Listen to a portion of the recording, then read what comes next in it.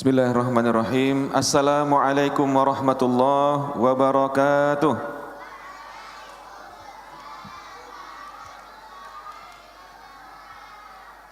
Alhamdulillahi rabbil alamin.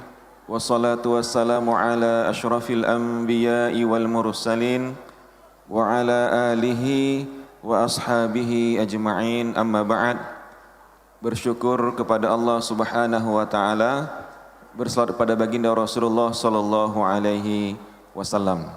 Sahabat Ammar dimanapun Anda berada, kembali lagi bersama kami dalam program Kabar, kajian bareng Ammar spesial Ramadan. Dan pada kali ini kita mengangkat tema Al-Quran sebagai sumber inspirasi kesehatan. Nah, untuk membahas tema ini, kita akan ditemani oleh narasumber kita bernama Ustadz Mahyuddin. Beliau ini ahli terapi tulang dan saraf. Beliau juga owner rumah Insan Sehat. Assalamualaikum Ustadz.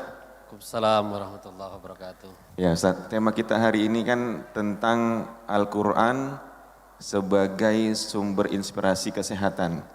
Jadi yang mungkin kebanyakan kita ketahui selama ini, Al-Quran ini kita pelajari bacaannya bagaimana yang benar dan baik. Al-Quran ini juga kita hafalkan. Al-Quran ini juga kita mungkin pelajari juga makna-maknanya.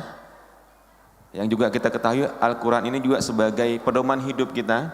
Betul. Mungkin tidak banyak kita yang tahu juga, ternyata juga Al-Quran itu mengajarkan kita tentang bagaimana hidup itu sehat. Luar biasa. Walaupun sebenarnya kita sudah paham secara keseluruhan, Al-Quran ini adalah petunjuk dan itu mencakup semua aspek kehidupan. Nah, mungkin pada kali ini kita membahas atau mengambil segmentasi dari segi kesehatannya. Bagaimana Al-Quran itu bisa menjadi sumber inspirasi kesehatan. Mungkin sebagai pengantar Ustaz bisa menyampaikan, Ustaz. Silakan Ustaz. Sebelumnya kami ingin menyapa adik-adik semua dulu. Bismillah, Assalamualaikum warahmatullahi wabarakatuh.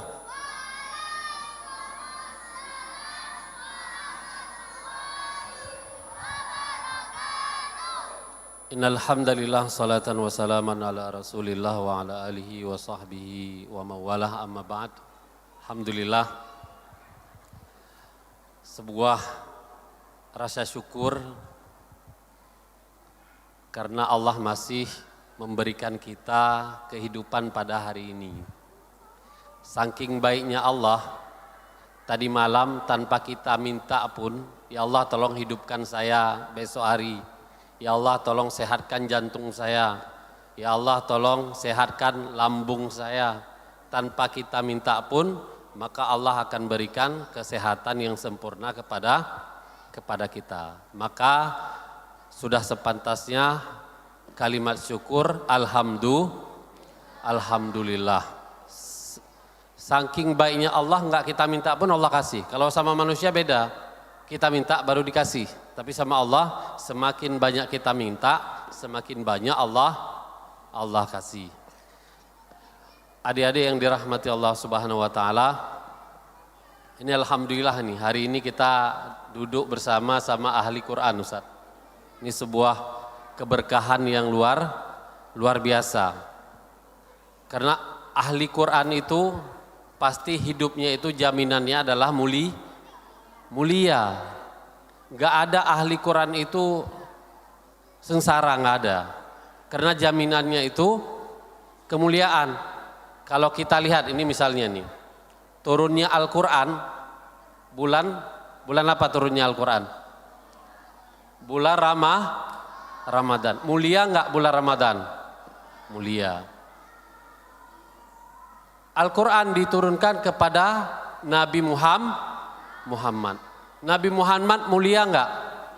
Mulia. Melalui perantara malaikat Jibril, Allah turunkan Al-Quran itu, kemudian malaikat Jibril itu mulia enggak? Mulia. Maka orang-orang yang berkaitan hidupnya itu dengan Al-Quran, pasti jaminannya adalah sebuah kemuliaan. Maka hari ini alhamdulillah adik-adik bisa menambah hafalannya, mentadabbur, kemudian mengulang-ulang hafalannya. Ini bentuk dari kedekatan kita kepada Allah. Nanti hari akhirat nanti, ini hari akhirat nanti orang yang dekat dengan Al-Quran maka akan ada yang syafaat dari Al-Quran. Karena hari kiamat nanti orang akan sibuk dengan sendiri. Seperti misalnya ada adik-adik yang sibuk dengan sendiri. Begitu juga nanti di akhirat, sibuk dengan sendiri kita.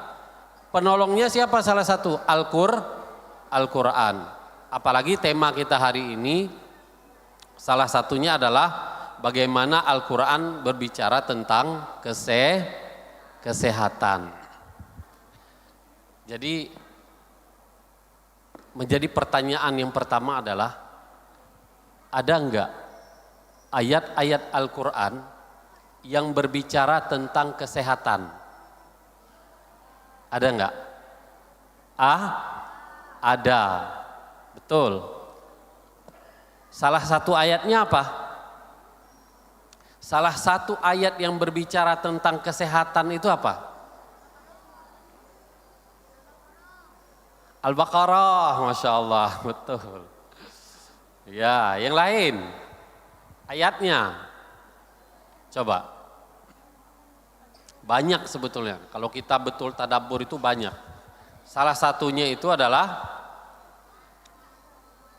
Al-Baqarah, ayatnya. Itu suratnya. Salah satunya misalnya, ini contoh. Ketika beberapa tahun yang lalu, ini yang adik-adik ini mungkin masih agak belia lagi mungkin. Kita disibukkan dengan masalah yaitu corona, COVID. Ini kita ambil spesifiknya satu. Waktu corona itu kebanyakan orang itu punya keluhan, orang yang kena COVID itu apa?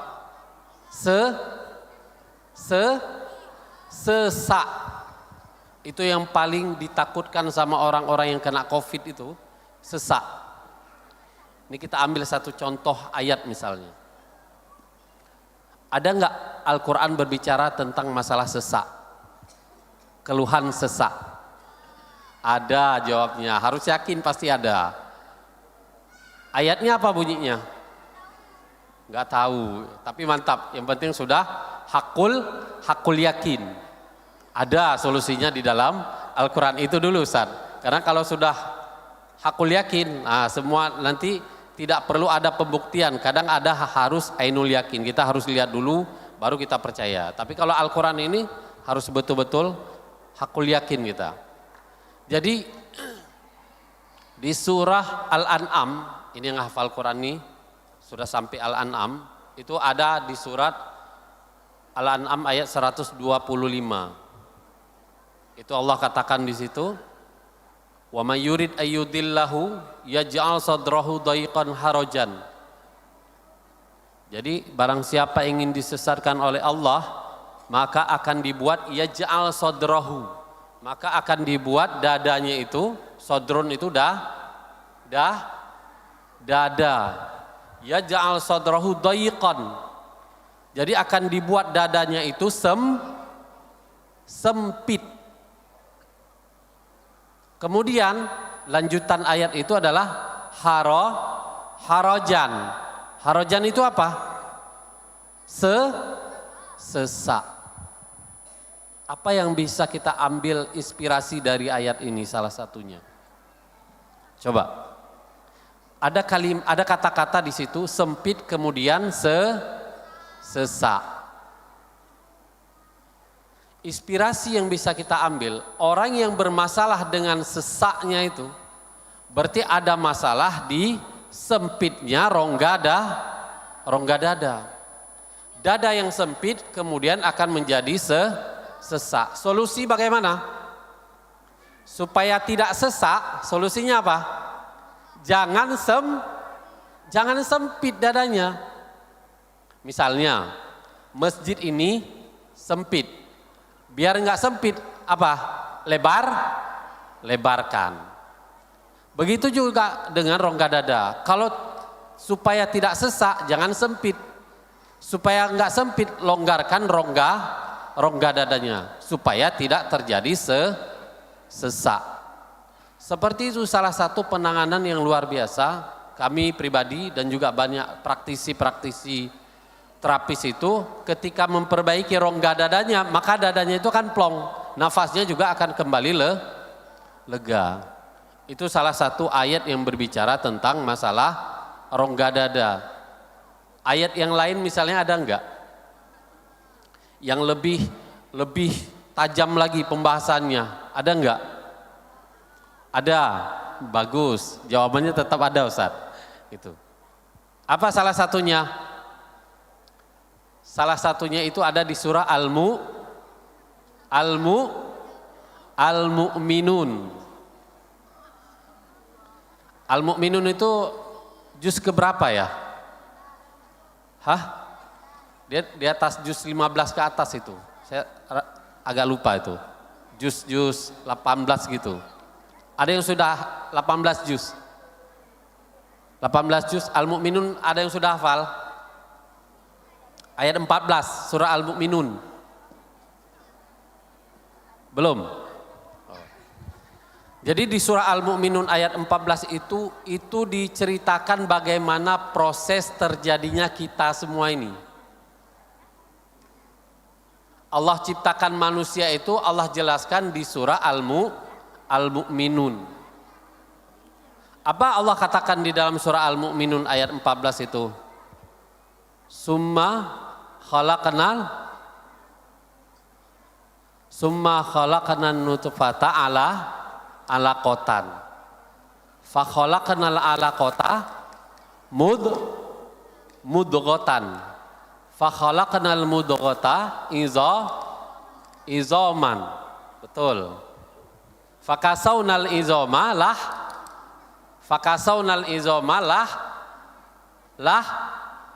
lahman. Ini luar biasa sebetulnya kalau kita mau mentadabbur. Maka adik-adik yang dirahmati Allah Subhanahu wa taala, kalimat yang pertama turun itu adalah kata-kata Iqra. Dalam Al-Qur'an itu Iqra. Artinya apa? Baca. Baca itu bukan hanya sebatas kita membaca saja, enggak. Tapi di situ ada kata-kata tadabbur. Coba perhatikan. Nah, coba perhatikan di ayat ini. Ini luar biasa ini. Menjadi patokan utama bagaimana proses terjadinya masalah di dalam tubuh. Itu. Allah katakan dalam Al-Quran, proses penciptaan manusia itu terjadi yang pertama dari segumpal darah. Dari mani, sperma. Kemudian menjadi darah. Dari darah kemudian menjadi daging. Kemudian tulang belulang. Itu prosesnya. Jadi masalah manusia itu yaitu kalau bukan di selnya, kemudian di darahnya, kemudian di dagingnya. Misalnya nih, ini kan walaupun belum semua belajar biologi kadang. Darah itu salah satu jadi sumber masalah. Masalah dengan darah itu misalnya seperti kasus-kasus autoimun, sakit lupus. Yang berkaitan dengan daging misalnya seperti benjolan. Ada nggak yang ada benjolan itu di tubuh? Ada. Kalau cewek misalnya seperti miom, kista. Nah, kenapa terjadi masalah di darah? Kenapa terjadi masalah di daging? Itu berawal dari tulang yang bermasalah. Kok tulang yang bermasalah? Karena di dalam ayat Al-Quran itu dikatakan fakasawnal izoma lahman. Kami bungkus tulang ini dengan daging. Jadi tulang kita itu dibungkus dengan daging. Apa yang bisa kita ambil inspirasi dari situ? Salah satunya adalah ketika tulang bermasalah, maka dagingnya akan ikut bermasalah, Ustaz. Maka Kalau kami hitung-hitung itu ada ribuan pasien, alhamdulillah sudah hampir mendekati 4.000 pasien. Datang dengan keluhan, entah itu saraf kejepit, entah itu sakit jantung, entah itu sakit lambung, entah itu masalah pankreasnya, masalah diabetes. Semua yang datang untuk berobat, semua pasti ada terjadi penyimpangan di tulang belakang. Nih coba perhatikan. Ini akan kita masuk nanti, selanjutnya itu dahsyat nanti. Ada apa dengan tulang belakang itu? Termasuk tulang ekor. Semua masalah pasti ada masalah di tulang belakang. Salah satunya itu tulang ekor. Coba perhatikan, bahkan saking dahsyatnya, nih, Nabi, ada 3 olahraga Nabi yang anjurkan kepada kita. Salah satunya apa? Berenang. Betul. Atau memanah. Bergulat. Salah satu riwayat juga bergulat. Satu lagi apa? Berkuda, betul. Dan semua olahraga ini berkaitan dengan tulang belakang. Memanah bukan hanya sebatas lempar anak busur, enggak. Ataupun juga berenang. Berenang itu menggerakkan seluruh otot dan juga sendi. Ini Ustaz. Jadi ketika sendi tergerakkan maka otot tergerakkan. Otot tergerakkan, semua ada stretching namanya. Terkalibrasi tulang belakang itu, maka semua akan menjadi membaik Ustaz, seperti itu. Jadi Ustaz kan, ini menarik sekali Ustaz.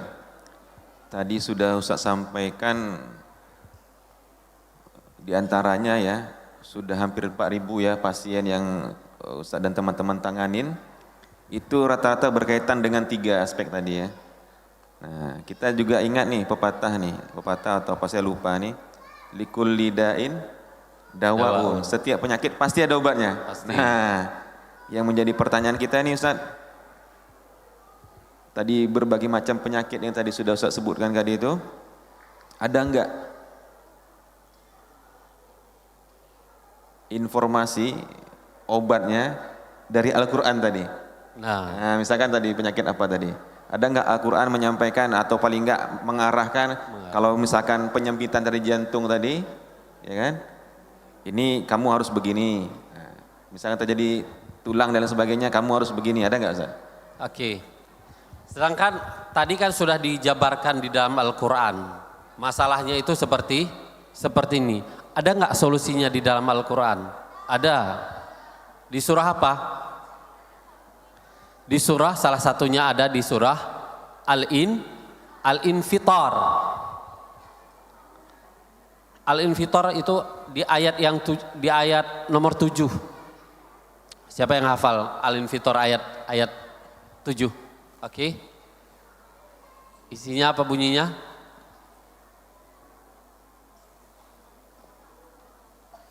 Betul sekali.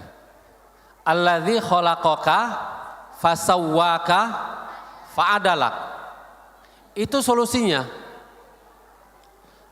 Jadi alladzi khalaqaka fasawwaka. Jadi Allah yang telah menciptakan tubuhmu itu, kemudian menyusun rangka tubuhmu itu seimbang. Seimbang itu apa? Simetris. Simetris itu apa? Antara kiri dan kanan kita itu sama. Tidak naik sebelah, bahunya enggak naik sebelah, tulang belakangnya itu tetap tegak lurus, tidak bengkok ataupun tidak terjadi kasus penyimpangan seperti skoliosis. Skoliosis apa itu? Bentuknya seperti huruf S. Ketika tidak ada penyimpangan di tulang belakang, ketika tulang belakang kita itu sama, simetris, antara kanan dan kiri seimbang, maka organ-organ yang ada di tubuh juga akan terjadi keseimbangan. Bagaimana kiat-kiat ini, Ustaz? Bagaimana kiat-kiat untuk menjaga tubuh ini supaya seimbang? Maka coba lihat. yang Rasul anjurkan itu apa? Salah satunya berenang. Berenang itu keseimbangan tulang. Nggak ada kita berenang sebelah kanan aja, nah, berenang kanan aja, nggak ada. Yang ada adalah kiri dan kanan pergerakannya, seimbang. Memanah juga seperti itu. Nggak ada kita manah kanan aja. Pasti ada kiri dan kanannya kita main. Berkuda juga seperti itu, keseimbangan. Bahkan satu lagi nih Ustaz, ada yang dahsyat sebetulnya. Karena kalau kita bicara memanah, kadang tidak semua orang ada alat panahannya. Begitu juga dengan berkuda. Berkuda kan tidak murah dan tidak mudah. Itu mungkin sekali naik itu bisa 200 ribuan Ustaz. Itu belum lagi ambil kelas berkudanya. Yang paling murah dan mudah, bahkan nggak berbayar, itu adalah sholat. Tapi yang menjadi pertanyaan, ini luar biasa ini. Pengalaman kami, ini coba perhatikan.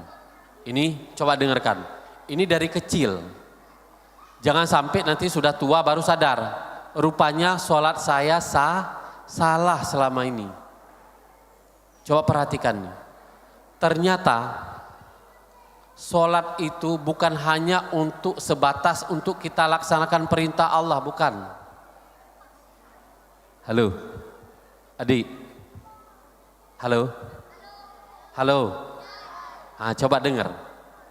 Jadi sholat itu bukan hanya sebatas untuk melaksanakan kewajiban, bukan. Tapi lebih dari itu, kalau kita ingin mengambil untuk kita ini luar biasa manfaat sehat di dalam sholat. Jadi kalau Ustadz ada yang cerita atau ada yang kasih tahu misalnya, saya jarang olahraga Ustadz. Enggak. Olahraga terbaik itu adalah sholat. Kenapa? Kenapa kok sholat itu adalah olahraga yang terbaik? Karena di dalam sholat itu ada berapa sendi kita semua? Di dalam tubuh kita itu ada berapa sendi? Ada yang hafal? Jumlahnya saja. Ada 360 sendi.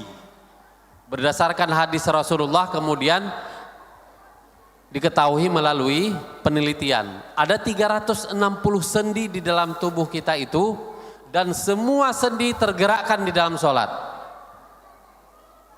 Satu pertanyaan kami. Coba siapa yang bisa jawab ini? Halo? Yang bisa jawab nih coba. 360 sendi di dalam tubuh. Coba sebutkan satu sendi saja yang tidak tergerakkan di dalam sholat. Satu sendi saja, bagian mana di dalam tubuh ini tidak tergerakkan di dalam sholat? Ada? Ada enggak? Enggak ada? Enggak ada. Karena semua sendi itu tergerakkan di dalam sholat. Nah ini solusinya. Ketika sendi tergerakkan semua, maka otot juga akan tergerakkan. Akhirnya apa? Saraf juga tergerakkan. Pembuluh darah juga tergerakkan. Makanya orang yang malas-malas bergerak, sendinya itu kaku, betul. Kekakuan terjadi di sendi, maka akan menyebabkan masalah-masalah di tulang. Makanya kita kan sholat ada berapa kali dalam satu hari? Minimal 5 kali, 5 waktu. Ditambah nanti dengan sholat sunnah yang lain. Tapi dengan 5 saja ini luar biasa pergerakan. Maka sebetulnya orang yang malas sholat, nah ini, kalau jumpa orang yang malas sholat, sebetulnya itu rugi. Kenapa rugi? Karena dia sudah melewatkan fase untuk memperbaiki tubuh supaya lebih sehat. Itu Ustaz. Jadi sholat itu luar biasa sebetulnya. Ya, mungkin yang jadi pertanyaan lagi Ustaz, sholat yang bagaimana nih?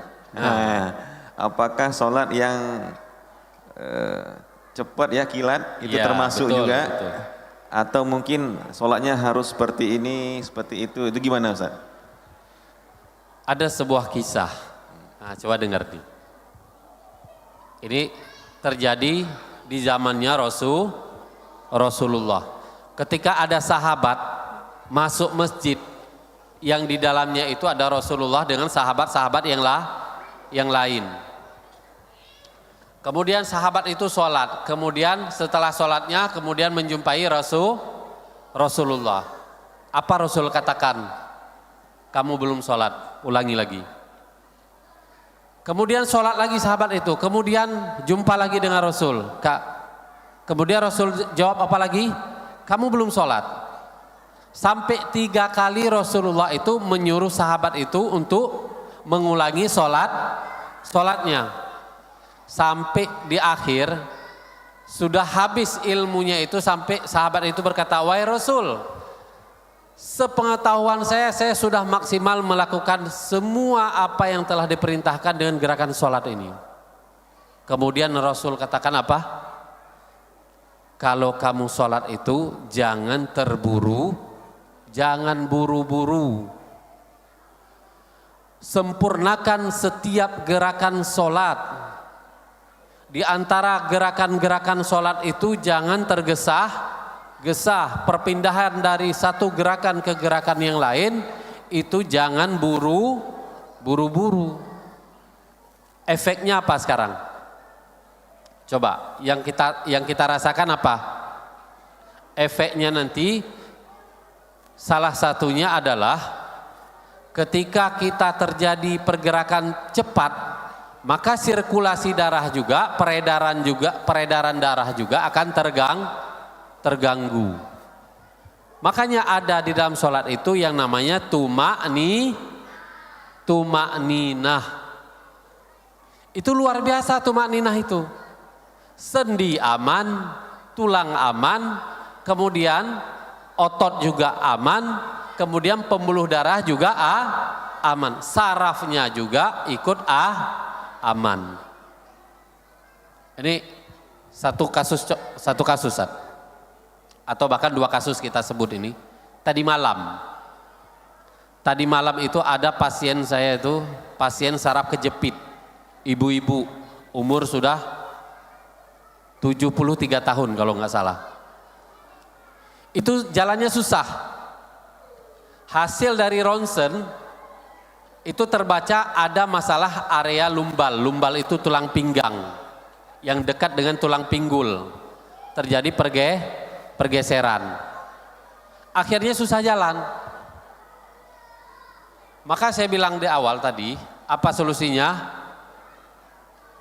Perbaiki tulangnya itu perbaiki. Jadi kalau tulangnya sehat, tulangnya simetris, tulangnya tidak ada penyimpangan, maka kita juga akan sehat. Ada satu lagi, ini yang berkaitan dengan anak-anak Ustaz. Ini coba nih, ini kan sekolah semua rata-rata, kecuali yang belum sekolah, mungkin yang balita. Ada kasus, coba dengar, ini satu lagi nih, ini penting dan sangat penting. Ada kami tangani kasus lumpuh anak-anak kelas 6 SD. Penyebabnya tahu apa? Penyebabnya di sekolah itu gara-gara ada kawannya, dia mau duduk, anak cewek. Cewek itu mau duduk, kursinya ditarik sama kawan. Nah ini perhatikan nih, ini perhatikan. Bercanda boleh, tapi bercanda juga ada batasnya. Jadi ketika si anak ini ditarik kursi sama kawannya, kemudian dia jatuh terduduk, kena tulang ekor, lumpuh. Ini kita tanya nih, misalnya nih, kalau lumpuh gimana? Misalnya kita nggak bisa jalan lagi nih, bahaya nggak? Pusing nggak? Makanya hati-hati di dalam bercanda. Jangan sampai kita main tarik kursi sembarangan. Ini anak-anak ini, apalagi misalnya nanti main, dulu ada itu Smackdown, Ustaz. Jadi ada anak-anak itu kadang saya sering di sini tuh. Saya lihat anak-anak itu main dihantam terus, loncat ke atas, kawan itu hati-hati. Karena kalau kena tulang, bisa-bisa itu minimal terkilir atau terjadi dislokasi, pergeseran tulang belakang. Itu bahaya. Bahaya sekali. Bisa-bisa lumpuh. Kalau udah lumpuh nggak ada cerita. Kerjanya itu di kursi roda. Semua kita mau ngapa-ngapain nggak bisa. Mau main bola nggak bisa, mau jalan nggak bisa, selesai. Makanya hati-hati ketika bercanda. Jangan sampai bercandanya itu kepada fisik. Jangan dorong, jangan tarik kursi orang, jangan naik ke atas orang. Ini berbahaya. Ini tolong diperhatikan. Karena nanti kalau terjadi masalah di tulang, efeknya juga kita akan merasakan seperti itu, Ustaz. Mungkin terakhir Ustaz, ini pesan-pesan untuk kita semua ini berkaitan dengan kita jadikan Al-Quran sebagai sumber inspirasi dalam kesehatan kita. Oke. Adik-adik yang dirahmati Allah Subhanahu wa taala. Umat Islam ini coba ini satu lagi nih, terakhir. Umat Islam itu pernah jaya. Pernah jaya di masanya umat Islam itu. Sampai ada universitas pun ada. Itu ada di Andalusia. Kiblatnya ilmu itu ke Islam dulu. Kalau sekarang enggak. Kita itu dijauhkan dengan Al-Quran. Kalau orang dulu semua masalah itu solusinya dicari dalam Al-Quran. Ada orang Kristen, namanya itu Profesor Leo. Dia meneliti tentang manfaat wudhu untuk saraf. Manfaat wudhu untuk saraf. Ketika diteliti kemudian dapat manfaatnya itu untuk saraf, kemudian masuk Islam. Itu luar biasa. Orang yang berdekatan dengan Islam akan Allah beri petunjuk nanti. Ada kasus yang lain. Ada profesor, saya lupa namanya itu. Dia meneliti tentang yang kita sebut tadi, tentang alaqoh, embrio. Proses terjadi perciptaan manusia itu. Dia teliti masalah embrio itu. Kemudian dia berbangga. Ketika dia menemukan, kemudian dia dihadapkan dengan orang muslim. Apa kata orang muslim? 14 abad yang lalu Al-Quran sudah berbicara tentang embrio. Dia baru menemukan, tapi 14 abad yang lalu Allah sudah berbicara di dalam Al-Quran tentang embrio. Kemudian apa? Kemudian dia masuk Islam. Ini luar biasa. Orang yang mentadabbur Al-Quran akan mendapat inspirasi yang luar biasa. Bahkan kami sendiri yang merasakan ketika kita tadabbur Al-Quran, terutama kami di bidang kesehatan, ketika ada masalah, maka kita akan tahu solusinya. Misalnya, masalah terlalu sering sakit kepala, bahunya sakit, berarti ada masalah area tulang leher dan juga belikat. Solusinya gimana? Solusinya sholat. Salah satunya itu adalah sholat. Tapi yang menjadi pertanyaan adalah, sudahkah betul gerakan sholat kita ini, Ustaz? Ini yang luar biasa ini. Bahkan ini, Ustaz, kita buka-bukaan tapi enggak kita buka inisial. Bahkan ada ustadz atau tengku yang sangat dihormati sekali. Kebetulan menjadi pasien kami. Ketika kita cek gerakan sholatnya, sebelum kita cek kita kasih tahu, Tengku, udah pernah dicek gerakan sholat? Belum, belum pernah. Kalau begitu kita cek gerakan sholat, boleh, boleh. Begitu posisi ruku, rukunya seperti ini. Persis seperti udang rebus, bungkuk. Padahal apa kata di dalam hadis itu apa dikatakan? Seburuk-buruk pencuri itu adalah apa? Seburuk-buruk pencuri itu siapa? Kalau kata hadis, kata Rasul, orang yang mencuri uang, bukan. Seburuk-buruk pencuri adalah orang yang mencuri di dalam sholat. Nih lihat nih, ini kita termasuk pencuri enggak? Ini coba kita perhatikan. Kata Rasulullah Sallallahu Alaihi Wasallam, seburuk-buruk pencuri itu adalah orang yang mencuri di dalam sholat. Kemudian sahabat bertanya, wahai Rasulullah Sallallahu Alaihi Wasallam, bagaimana mencuri di dalam sholat? Kemudian Rasul katakan, alladzi la yutimmu ruku'uha wala sujuduha. Jadi orang yang tidak menyempurnakan atau tidak meluruskan tulang belakangnya itu waktu ruku dan juga waktu sujud. Nanti coba nanti di rumah, atau ini sampai berapa lama nih Ustaz? Masih ada waktu? 2 menit lagi ya. Nih kita kasih contoh nih. Ada nggak abang-abang yang paling besar badannya?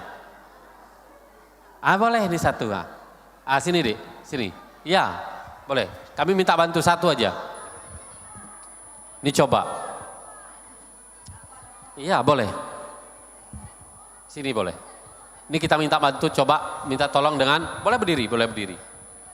Coba posisi ke depan lagi. Ngadapnya boleh ke sana. Oke. Sini lagi. Nah, oke. Coba kita lihat ini salah satu posisi dalam sholat misalnya ketika ruku. Coba boleh ruku, boleh. Ruku. Allahu Akbar. Ini coba perhatikan nih. Ini posisi, ini kan posisi ruku nih. Ini lurus enggak? Enggak. Di sini kan turun nih. Kalau turun seperti ini menekan area jantung, parunya juga menekan. Berbahaya. Bagaimana supaya enggak berbahaya? Maka luruskan. Caranya luruskan seperti apa? Ini tinggal kita naikkan sedikit, naik sedikit, ini masuk. Maaf ya. Masuk lagi. Nah, ini udah hampir. Udah, ini yang bermasalah kepalanya ini. Dagu masuk lagi. Masuk dagu, masuk, maaf. Masuk lagi. Nah, gini. Ini lebih kurang. Ini hampir lurus, tinggal sini dikit lagi nih. Oke? Boleh, silakan duduk. Masya Allah. Iya, bentar sayang. Coba perhatikan tadi yang ruku tadi itu. Bungkuk. Akhirnya semua organ yang ada di dalam tubuh, ini kan tubuh kita kan organ semua nih. Ada lambung, ada pankreas, ada apa lagi? Ada jantung, ada lambung, ada diafragma, ada usus kecil, usus besar, ada ginjal, ada empedu, apa lagi? Ada kantong kemih, semua bermasalah kalau rukunya tidak sempurna. Maka adik-adik coba kaji lagi tentang gerakan sholat yang betul. Yang ruku itu betul-betul lurus. Iya betul sekali, betul sekali. Jadi kalau tulang belakang itu lurus, maka kita juga akan sehat seperti itu. Maka adik-adik tolong dari kecil kita jaga supaya tulang kita itu tidak terjadi penyimpangan seperti itu, Ustaz. Ya, Masya Allah ya, sangat luar biasa sekali nih dan sangat menarik sekali kalau kita cerita tentang kesehatan. Karena memang ini banyak mungkin yang relate nih Ustaz, banyak yang ngerasain kayaknya aku sakit nih. Gitu. Nah, tadi kita sudah ambil kesimpulan bahwasanya kalau kita mau hidup sehat, pelajari lagi Al-Quran. Tadabburi lagi Al-Quran, wabil khusus tadi pelajari lagi sholat. Karena itu adalah petunjuk untuk kita hidup lebih sehat lagi. Betul, betul. Ya, ini sebenarnya pengen banyak lagi Ustaz kita bertanya, mungkin juga pengen juga langsung praktek-praktek. Cuma karena berhubung waktu nih Ustaz. Mungkin Siap. nanti kalau kita punya waktu lagi di lain waktu kita bisa agendakan lagi. Jadi mengingat waktu sangat terbatas sekali, kita harus padakan program kita pada hari ini. Kami ucapkan terima kasih kepada Ustaz Mahyudin yang sudah memberikan ilmunya kepada kita semua. Ya. Mudah-mudahan bisa bermanfaat bagi kami yang mendengarkannya dan juga bisa menjadi amal jariah bagi antum yang menyampaikannya. Amin. Ya, sahabat Amari manapun Anda berada, mari kita tutup program kali ini dengan kita berdoa penutup majelis. Subhanakallahumma wa bihamdika asyhadu an la ilaha illa anta astaghfiruka wa atubu ilaik. Assalamualaikum warahmatullahi wabarakatuh. Waalaikumsalam warahmatullahi wabarakatuh.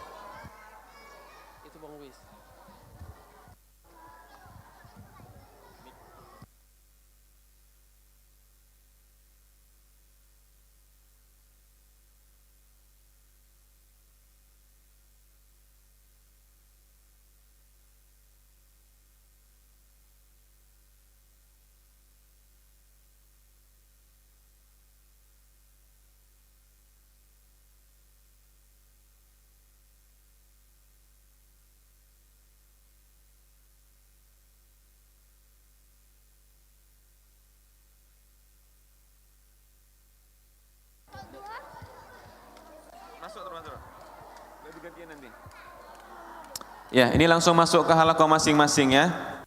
Ini karena kita pulang setengah 12, ya, satu kali lagi setoran. Masuk hari ini Jumat. Langsung masuk ke halakoh masing-masing.